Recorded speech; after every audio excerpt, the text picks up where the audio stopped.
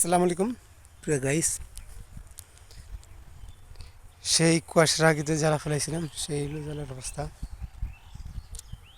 সাদা সাদা এই যে দেখতেছেন, কালো আছে, এগুলো সাদা।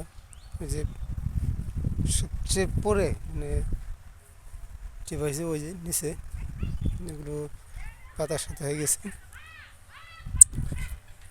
আসলে কী করা যাবে, কুয়াশার কারণে এই সূর্য উদয় হয় না কয়েকদিন, সেজন্য এই অবস্থা।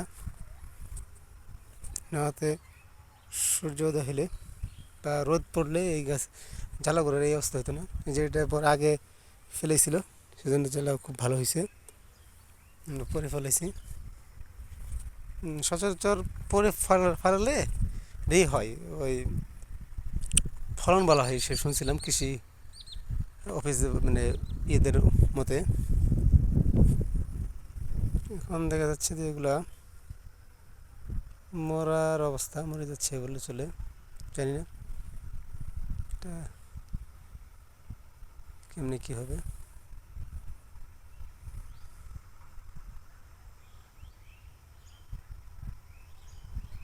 এটা না হলে তো অনেক ক্ষতি হয়ে যাবে।